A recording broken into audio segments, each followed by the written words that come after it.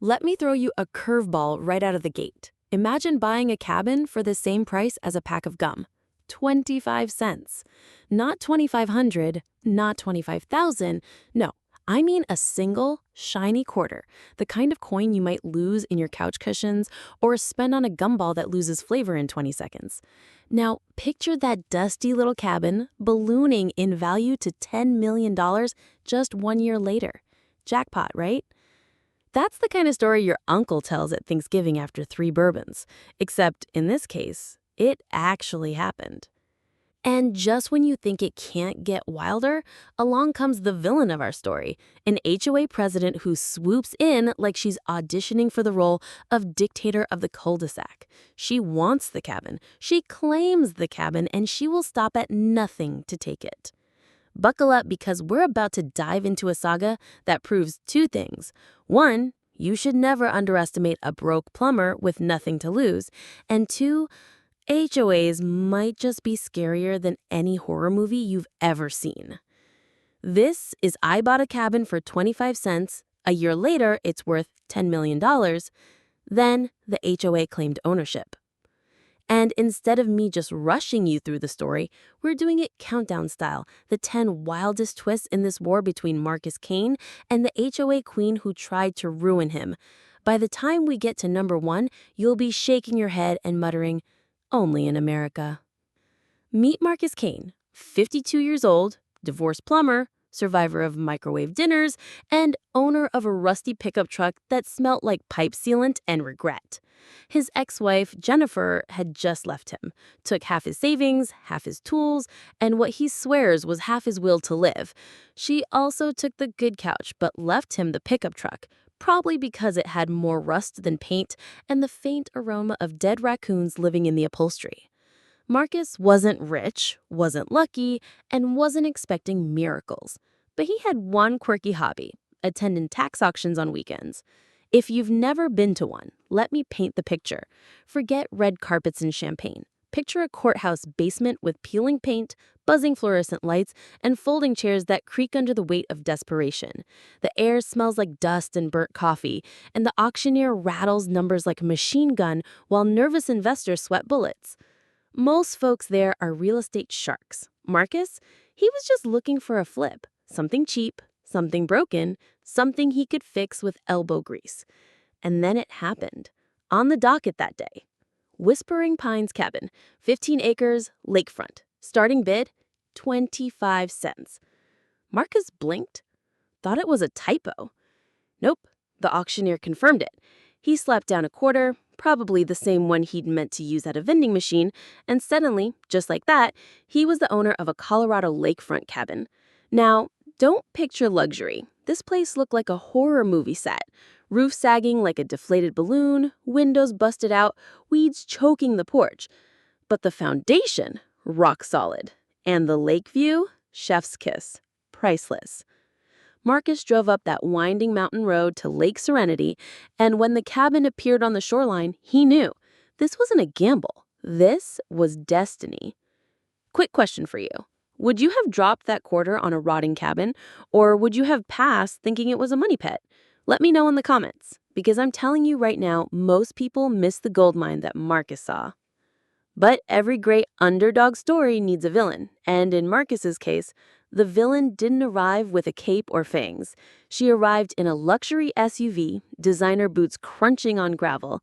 Enter Delilah Thornfield, HOA president, silver hair lacquered into place, clipboard clutched like the 10 Commandments, and designer boots that probably cost more than Marcus's monthly rent.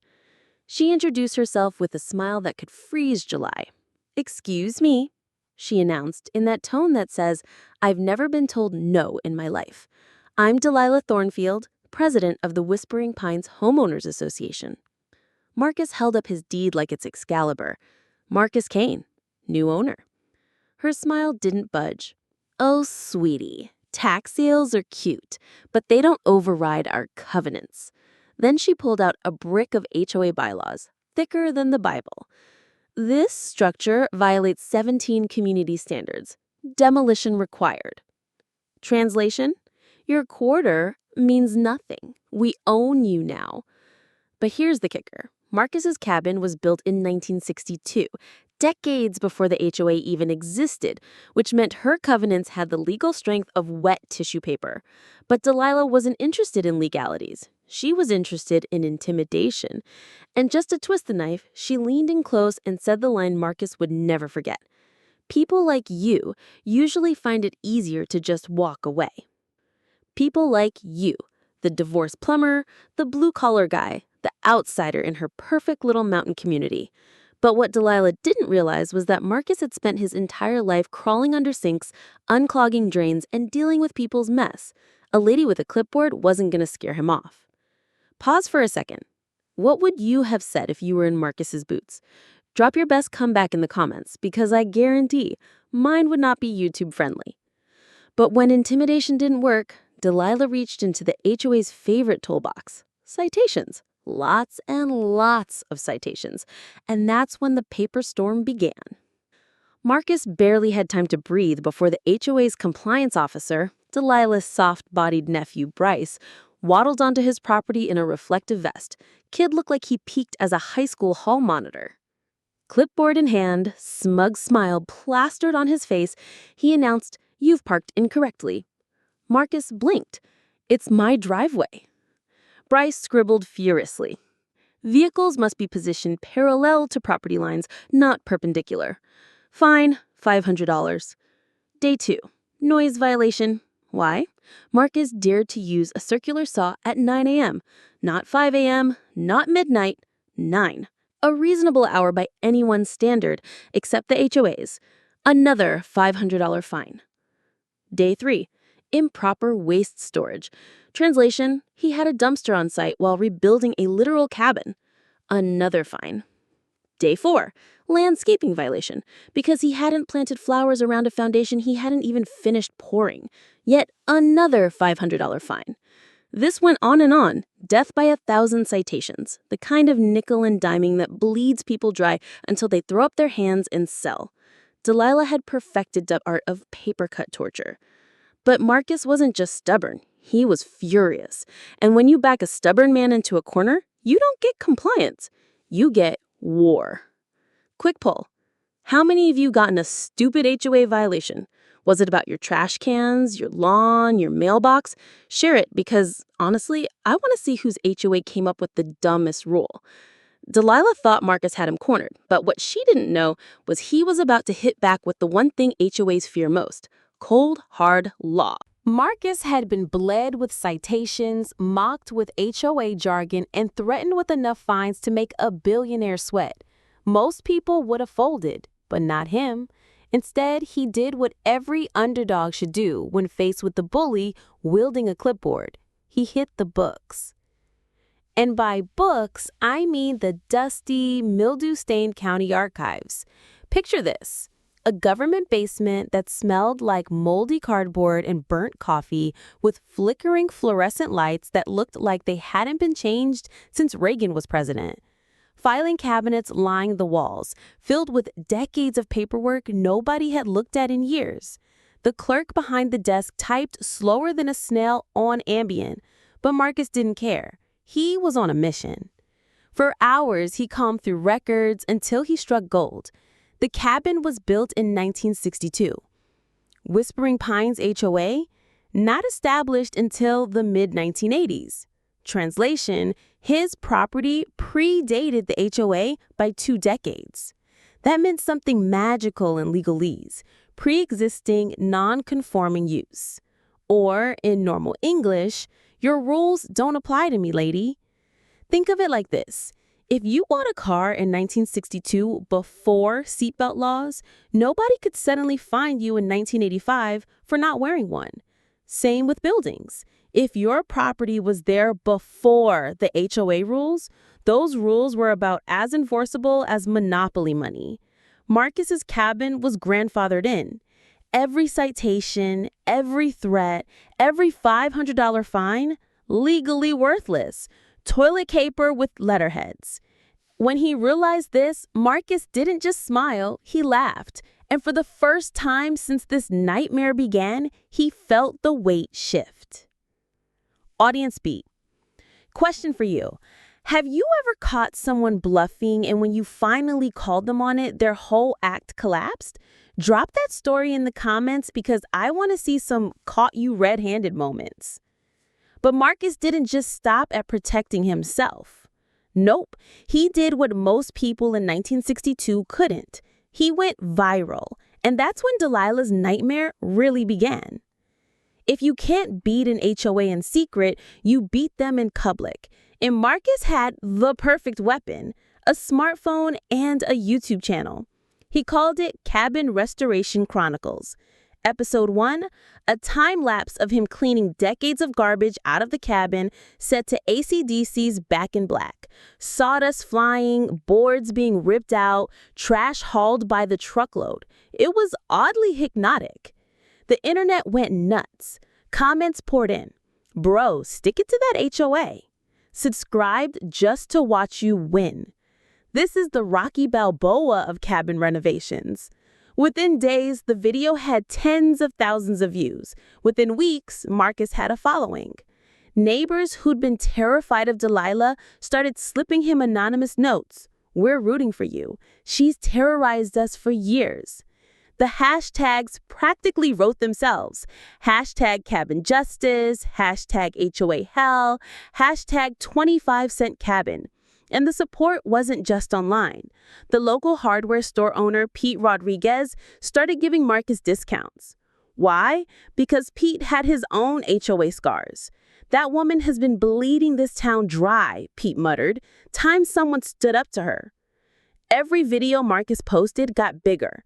Power washing mold off the cabin, 50,000 views. Installing new wiring while explaining building codes, 200,000 views. Viewers were just entertained. They were learning how HOAs manipulate people one citation at a time. Suddenly, Marcus wasn't just fighting for himself. He was a symbol. The plumber with a quarter and a dream standing up to an empire of HOA corruption. And Delilah, she hated it. Every new subscriber was another nail in her coffin. Every cheer from Marcus was another reminder that her power was slipping. Audience beat. Okay, pause for a quick interactive check. If you stumbled across Marcus's videos, would you have donated to his GoFundMe, joined the fight, or just binge-watched with popcorn? Let me know because, honestly, I might have done all three. But as the internet rallied around Marcus, the cracks in Delilah's empire began to show. And what he uncovered next didn't just expose her hypocrisy, it proved her entire HOA was a house of cards. You know that moment in a movie when the hero digs just a little deeper and suddenly finds the villain's Achilles heel? That was Marcus, except instead of a sword fight, he had county records and a friend who knew how to Google. Enter Zoe Jamie, a paralegal with sharp eyes and even sharper student loans. She sat down with Marcus's paperwork and noticed something odd. The HOA wasn't even properly incorporated with the state. Yep, the almighty Whispering Pines HOA was legally about as real as Monopoly's banker. In fancy Latin, the term was ultra vires, which roughly translates to, "You're playing dress up, sweetie." But it got even juicier. Historical maps showed that Marcus's cabin had been specifically excluded from the HOA boundaries back in the 1980s. And who drew those maps? Delilah's own father, the surveyor. Which meant she knew. She knew all along her HOA had no authority over that cabin.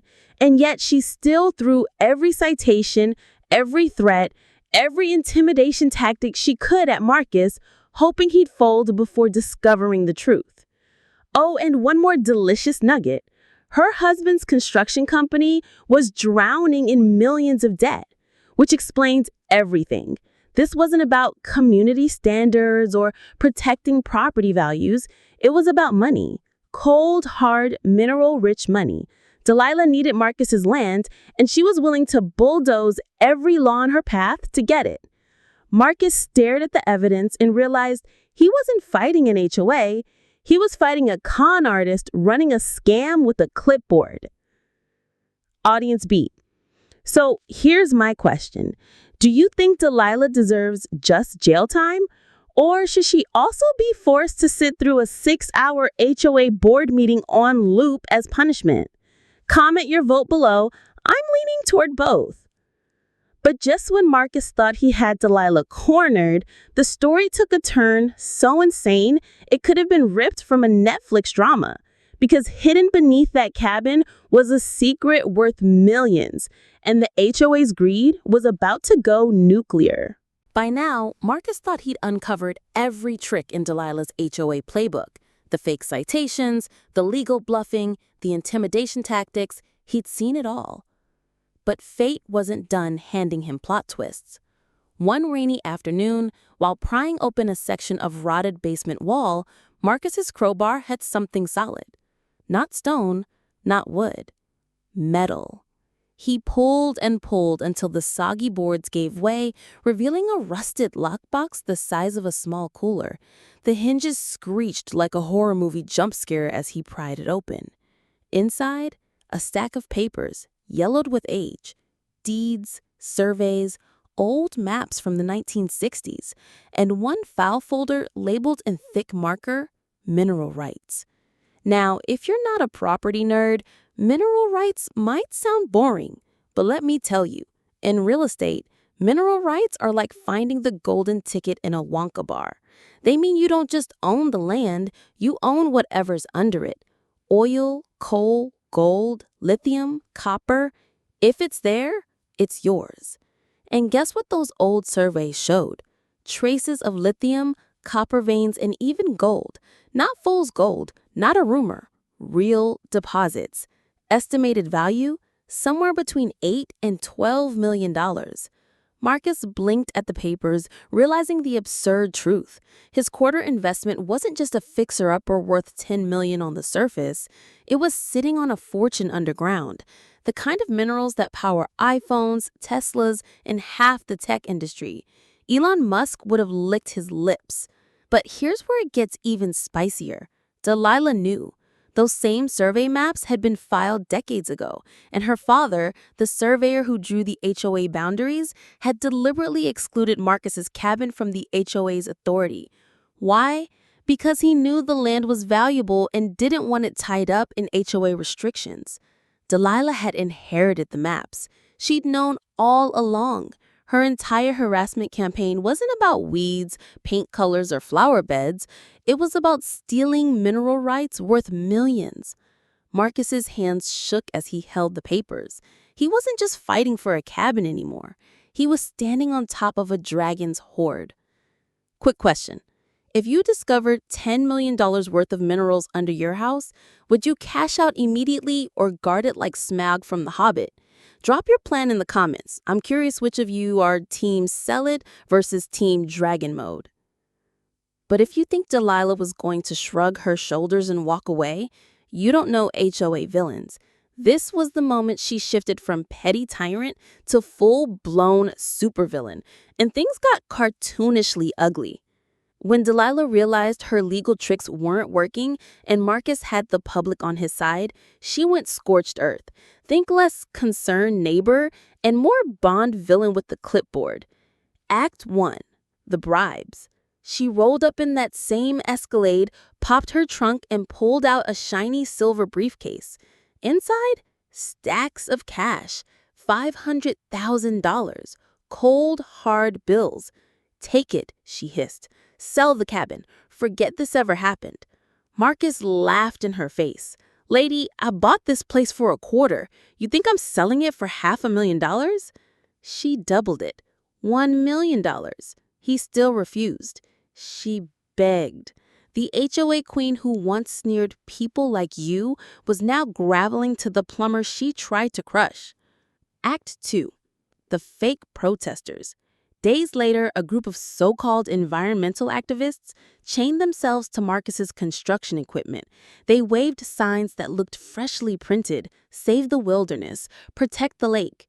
Except the activists weren't locals. They were actors from Denver, hired through a casting agency. Their chains? Plastic. Sheriff Rodriguez showed up, took one look, and deadpanned. "You're protesting a conservation project." That's like picketing a puppy adoption center. The activists scattered. Act 3. The smear campaign. Flyers appeared around town labeling Marcus a fraud. Fake Yelp reviews trashed his plumbing business. Local reporters got anonymous tips calling him a con man. Even his ex-wife got harassing calls fishing for dirt. But Marcus had receipts, and his online army shredded every lie. One by one, the smear tactics backfired. Act 4. The nuclear option. This one takes the cake. An anonymous tip landed at the DEA's desk. Marcus was allegedly running a meth lab in his basement. Yes, you heard that right. She tried to frame him as Walter White from Breaking Bad. Cue the feds busting down his door in tactical gear. They found sawdust, extension cords, and a Mr. Coffee machine brewing stale Folgers. No meth, no lab, nothing. The tip was traced back to an HOA office computer. Delilah's fingerprints were all over it. By the time the dust settled, Delilah looked less like an HOA president and more like a cartoon villain who couldn't stop tripping over her own schemes. Marcus wasn't just surviving anymore. He was winning, and every desperate move she made only turned the public further against her. Be honest, which part made you laugh harder? The fake protesters, the $1 million bribe, or the DEA raid for a meth lab that turned out to be a coffee pot? Let me know in the comments, because this woman was out here writing her own comedy special. And that's when the showdown everyone had been waiting for finally arrived. The day the HOA Queen's empire crumbled in front of cameras, neighbors, and even the FBI. It all came to a head at the Whispering Pines annual HOA meeting. You know the type. Folding chairs set up in the community hall, bad fluorescent lighting, a table of stale cookies nobody touches, and coffee so weak it tastes like hot tap water. Normally, these meetings are about paint colors, lawn heights, and whether Jim from Lot 42 can park his RV in his driveway. But this time, oh no, this was a showdown. The room was packed wall to wall. Neighbors filled the chairs, the aisles, even pressed against the back wall. News crews set up cameras. Sheriff Rodriguez leaned against the wall like he was watching a movie. And outside, dozens of Marcus's supporters waved signs, hands off the cabin, and down with HOA tyranny. Delilah swept in like she was walking a red carpet, perfect suit, perfect smile, hair sprayed within an inch of its life. She acted like nothing was wrong, like she wasn't drowning in debt, facing lawsuits, or under FBI investigation. The woman had the kind of arrogance you could bottle and sell. She grabbed the mic. "This man," she thundered, pointing at Marcus like she was casting a curse, "has destroyed our property values, brought chaos to our community, and turned Whispering Pines into a circus." Cue Marcus, calm as ever, flannel shorts, jeans, and a laptop under his arm. He walked up, plugged into the projector, and said 5 words that gave Delilah chills. Let's look at the receipts. Click. The screen lit up with every citation she'd ever thrown at him. One by one, he broke them down, explaining why they were bogus. The audience gasped, murmured, shook their heads. Click. Old maps appeared, proving his cabin was excluded from the HOA boundaries. Click. State records popped up, showing Whispering Pines HOA wasn't even legally incorporated. Click. Bankruptcy documents for Delilah's husband's construction company. And then the kill shot, the mineral rights survey, proving she'd been trying to steal millions under the guise of protecting community standards. The crowd erupted. Neighbors who'd been too afraid to speak suddenly shouted, "We knew it! She lied to us!" Phones went up, recording every second. Delilah's smile cracked. She shrieked, "These are lies! Fabrications!" But before she could spin another tale, the doors at the back slammed open. In walked FBI agent Foster, flanked by federal marshals, calm, methodical, deadly serious. Delilah Thornfield, you are under arrest for fraud, extortion, embezzlement, racketeering, and filing false reports to federal agencies. Handcuffs clicked around her wrists. The Queen of Whispering Pines dragged out in front of her subjects.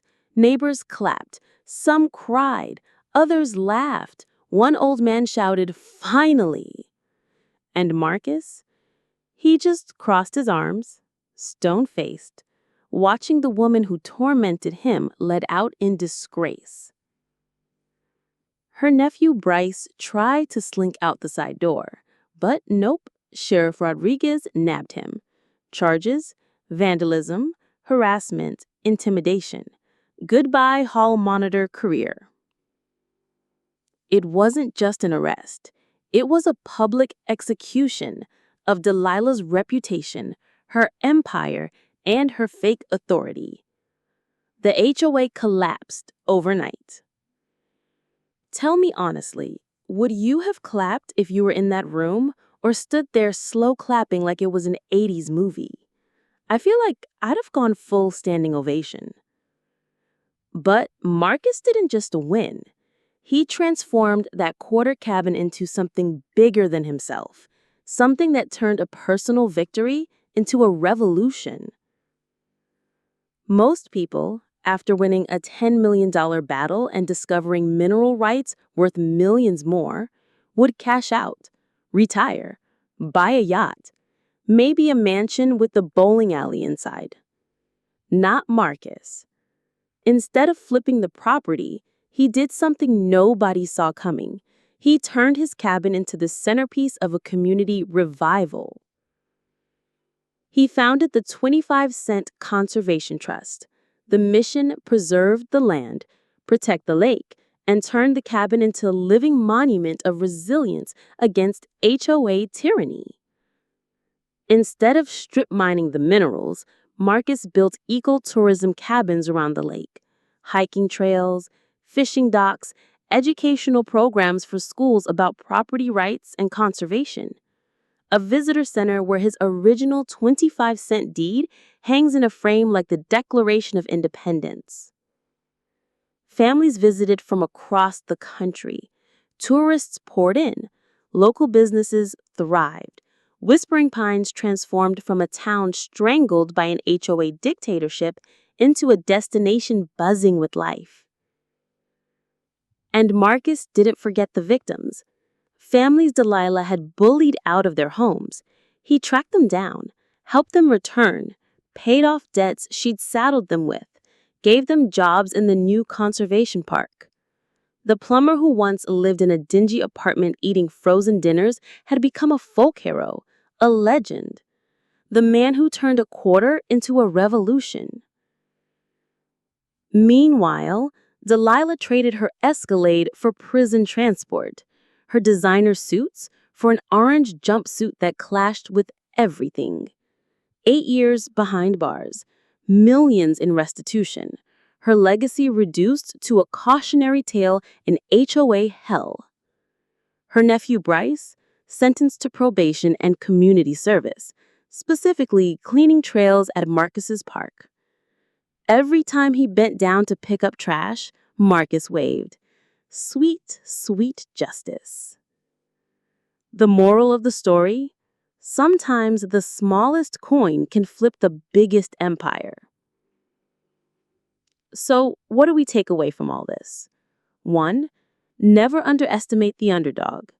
A plumber with a rusty truck and a single quarter just took down an entire empire built on intimidation and greed. 2. HOAs may look powerful, but at the end of the day, they're just people with clipboards. Shine enough light on their shady dealings, and they crumble like wet cardboard. And 3. Sometimes the difference between being crushed and coming out on top is nothing more than stubbornness, persistence, and a shiny 25-cent coin. Marcus Kane turned a gumball's worth of money into a $10 million empire and a legacy that inspired thousands. And that, my friends, is how you flip the script on HOA tyranny.